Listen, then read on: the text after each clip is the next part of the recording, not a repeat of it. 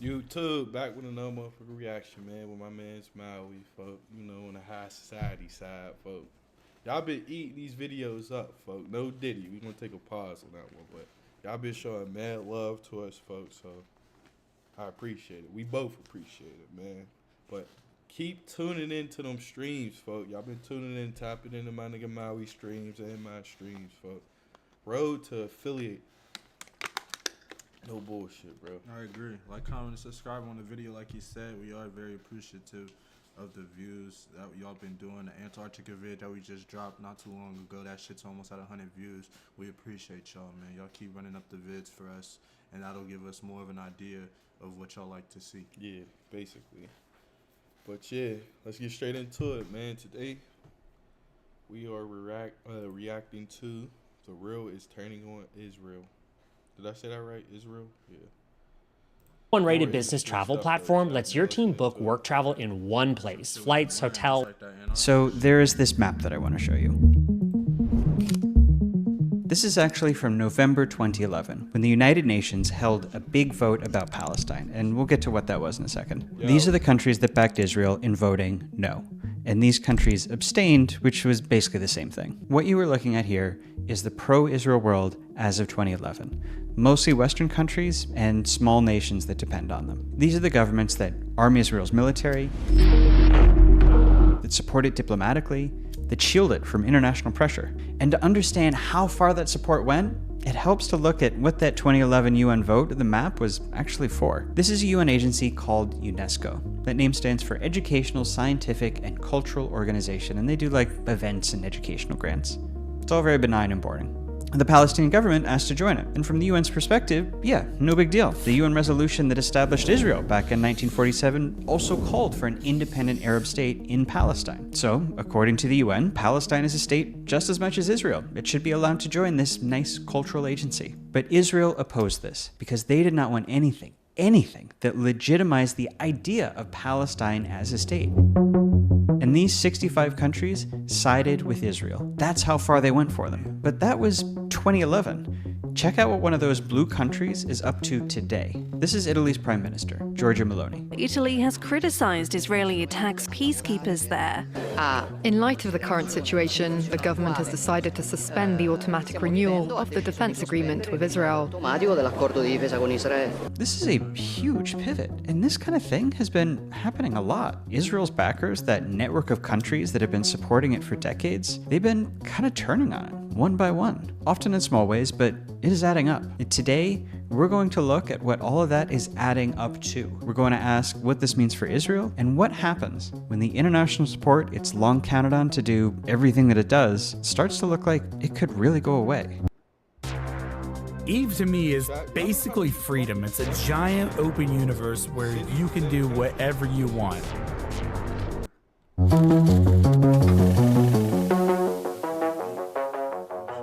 So I'm going to give away the ending slightly here and tell you that Israel has actually been quietly preparing for years now a plan for what to do if and when it loses the international support it relies on. We'll also look at why this is happening now and what it means that it is. But we'll begin by simply going through country by country on the map what is changing here. Starting early 2024, the height of Israel's war in Gaza. Chat, I ain't gonna lie to you, brother. On my free time, I watch a lot of shit like this. Like, I watch him, Johnny Harris. Like, I watch a lot of, like, shit like this. Experts were calling it a genocide. The International Criminal Court was preparing charges for war crimes. And that April, the UN did what it does. It held a symbolic, non-binding vote. This one, on admission of new members, that said, in theory, Palestine was qualified for membership, in other words, to be recognized as a state. The US had vetoed that though, so all this actually changed was where the powerless Palestinian representative was seated in the UN assembly room. Still, this was a chance for countries to take a side, and a lot of them that had long sided with Israel used this vote to signal that that was kind of over. Look at that map again. We're going to label all of the countries that went from voting with Israel back in 2011 to voting against it in 2024. Australia and New Zealand, important Western countries. Japan and South Korea, major economies, usually vote with the West. A bunch of countries in Africa and the Caribbean that rely on Western support. A few other big ones. But also, and this was a big deal, a bunch of Europe. Denmark, Poland, Portugal, Estonia, plus a couple more. So look, Denmark and Poland, I know, not exactly the biggest world powers, but Europe collectively is Israel's biggest trading partner. It's their biggest source of tourists. It's their second biggest supplier of weapons after the United States. Europe is what expands the pro-Israel sphere from a niche American thing into a broad Western coalition. So any chip in that, it's a big deal. And then, 2026, the Iran war hits.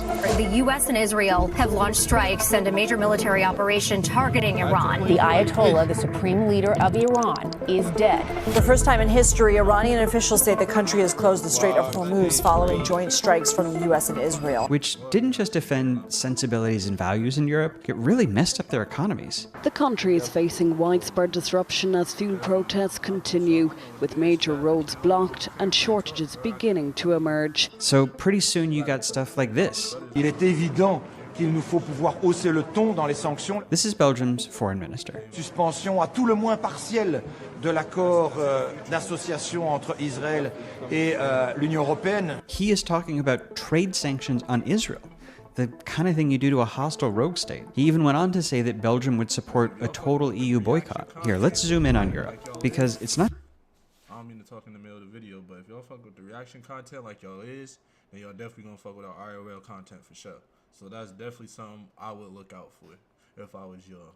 Like, no bullshit. Some real shit. We react without reacting. Reacting for real, bullshit. Yeah. Like some videos you might see us sitting here locked in, quiet as fuck. Other videos we'll be yapping our ass off. So it's like, even off camera too, we'll be yapping our ass off. Yeah. So it's like it'll be definitely a great thing though to see us on live and shit. Bro, for sure, that shit gonna be funny.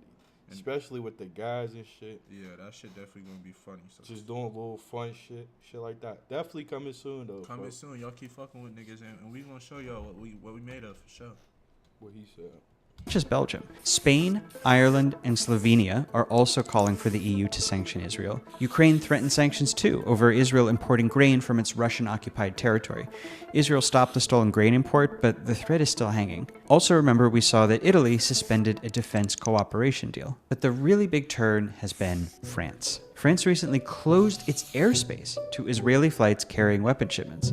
It's a symbolic step, sure, but a big enough warning shot that Israel, in response, halted all arms purchases from France. This is a real loss for Israel. French weapons make up a ton of Israel's imports. Like, check this out. You can see it here. This is the EU data for every European arms sale. And if you look at the top arms sales to Israel, a ton of them are from France. Like, all the biggest ones. You must wonder if Israel did this to preempt France from doing it first. You know, you can't break up with me, I break up with you.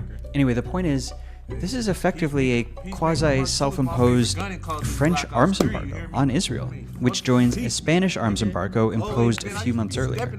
So, yeah, this is Europe on Israel today. You can see, it's a pretty meaningful pivot. But now we gotta talk about the... Hi there! Would you like to receive a gift? I'm a missionary for the Church of Jesus Christ of Latter-day Saints. The time is now for us to end all U.S. military aid to the extremist Netanyahu government. This is Senator Bernie Sanders recently introducing a resolution that would block all U.S. arms sales to Israel. It did not pass, but it was closer than you might guess, 40 to 59. On this vote, the yeas are 40, the nays 59. The motion is not agreed to. And like the UN votes or the EU threats, this was about sending a signal. 40 US senators voted for an arms embargo. That is a message that almost half of the American political system is ready to really turn on Israel. And that's not just a signal to Israel, which, let's face it, seems unlikely to change behavior. It's a signal to all of these other countries that global pro-Israel coalition is getting closer and closer to breaking apart. So it's time to ask, why. Why now? The simplest explanation would be that this is all in reaction to Gaza and to the Iran war. But I think the truth is that those things, this is aimed at coalition. It's a signal to all of these other countries that global pro-Israel coalition is getting closer and closer to breaking apart. We So live in we live a great life. Yeah, we Your life might be fucked up. You might be broke down to your dick. You feel me? Ain't got a pot to piss in, no food, homeless. You feel me? No shelter, nothing. But bro, living in Africa, like places like this, Haiti, Africa, like Brazil, bro, all them places, man. These third world countries, and bro, many more that we're not naming. Goes through this shit right here. Like I couldn't even imagine waking up and my crib's destroyed. I can't find my family members. I'm looking for my family. Yeah, in Iraq. No, go ahead. Imagine being in Iraq, folks. You're just chilling on the couch, smoking a wood, folks. We just chilling, watching a game and shit. Boys, all you see is a fucking missile come in. Missile come down. You be like, yo, what the neighbor's fuck? crib getting blown up. Like, bro. Like I ain't gonna lie, that's some shit that I'll be devastated, that's bro. some shit that it'll fuck my head up. It bro. take a real strong individual to really have to. So I'm proud of them. I'm not gonna lie, and I pray for them, cause yeah, man.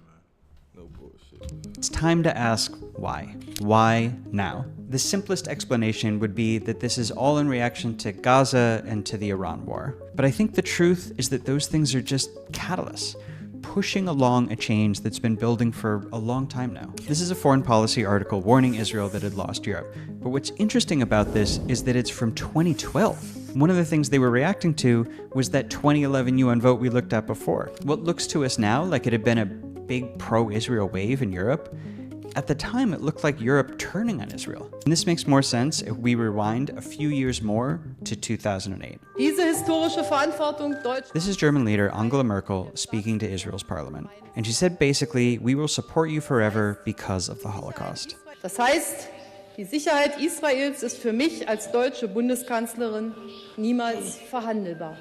But look, it's not just Holocaust guilt behind this. There's a bunch of other stuff, like this sense among democracies worldwide that Israel was a like-minded democracy surrounded by hostile dictatorships, and a sense after September 11 that Israel and the West were on the same side in a global war on terror.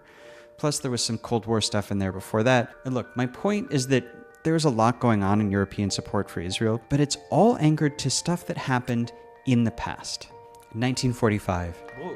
Arab-Israeli wars in 67, 73. Invasion of the Golan Heights by Syria. You know what I be wondering, bro? My bad for keep pausing, but like, was it really black and white? Like, don't you know how we got light and I don't know, like the trees is green. I don't know. I might be tripping high, little slow, but like, nigga, was it really black and white? Don't you know the TVs was black and white? Like, was shit just black, like shit gray? Was probably like that. Like when you go outside, was the real gray? Like shit was probably like that back then, man. No bullshit. Syria and Egypt. 2001, which means the further that those events drift into memory, the less kind of cultural and political scaffolding there is for that relationship to exist. Especially as Israel does more and more stuff in the present that upsets or hurts or offends its international sponsors. Which is why support for Israel is strongest among older people, whose view of it is rooted in that past. Like, here, look at this. This is Chuck Schumer, the Senate Democratic leader, speaking to AIPAC in 2018. Of course, we say it's our land. The Torah says it. But they don't believe in the Torah. So, that's the reason there is not peace. They invent other reasons, but they do not believe in a Jewish state. And that is why we in America must stand strong with Israel through thick and thin. Schumer is obviously coming to this through a kind of Jewish ethno-nationalism. That's why he specifically supports Israel. But he's drawing on, and for a long time got that support because of, a wider sense across Western countries that Israel is quote-unquote like us. But that feeling, that perception, has been steadily eroding, often slowly but steadily, for as long as I have been writing and reporting on Israel and Palestine. Every year, people learn more about Israel's occupation, the settlements, the treatment of Israeli Arabs. And it gets harder and harder to recognize the Israel that we see with our eyes to the Israel that we have been told was this foothold of Western democratic values. And big moments like Gaza or Iran tend to generate a lot of intention that accelerates that shift. This is a recent NBC poll of Americans by age. The green bars measure positive views on Israel, and the yellow bars are negative views. When NBC first ran this back in 2023, older Americans had overwhelmingly positive views of Israel, people my age were more mixed, and younger people were a bit more negative than positive. Fast forward to today, young Americans have turned on Israel 5-1. My generation, it's 2-1 negative on Israel. Older adults are almost split, and only the oldest are like solidly pro-Israel.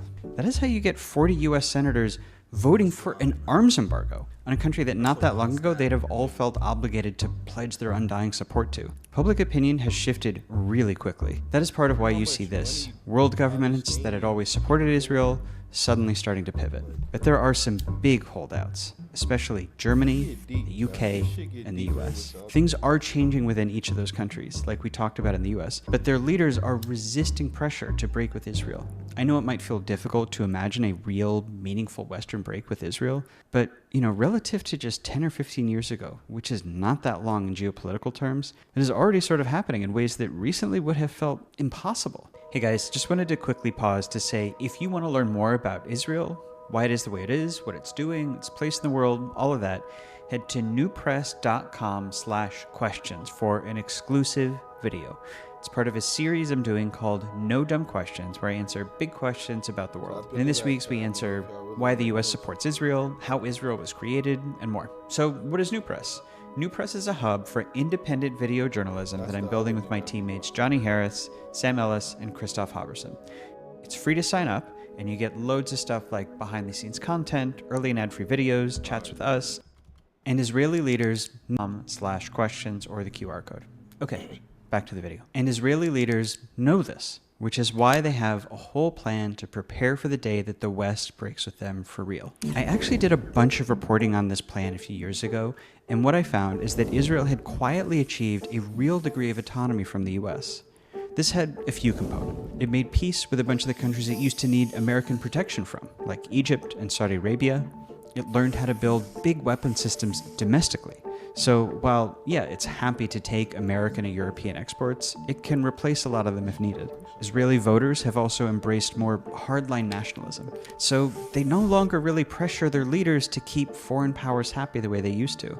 And in some ways, they even want their leaders to defy those foreign powers by doing things like expanding settlements. And look, yes, it is still true that Israel has a ton to gain from American and European weapons, funding, and support. Those play a big role in empowering Israel's war. My point is that Israel has built up its autonomy so that holding on to that support is no longer existential for them, which frees them up to defy those countries, even the United States. Which is how you get moments like Trump last year tweeting at Israel to not bomb Iran, which of course they still did. Or this year, Trump tweeting at Israel that it was prohibited from bombing Lebanon, which, you guessed it, they immediately did anyway. But I mentioned at the start of this video that Israel's plan to survive a breakup with the West is only sort of working. One component in particular. I wrote about it back in that article. And it's that Israel has been cultivating new allies, right-wing, illiberal democracies that actually admire the very actions that had been pushing away its more traditional allies. An Israeli analyst named Dalia Scheimlet, who told me about this, called it, kind of mockingly, the other friends policy. Let me show you on that map.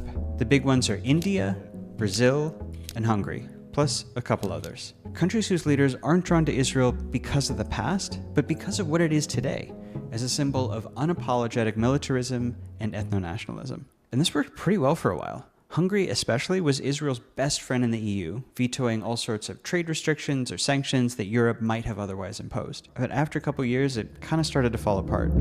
Do you support Israel and the Jewish people? Chat, if y'all fuck with this, man, leave a like, comment, subscribe, man. We out, man.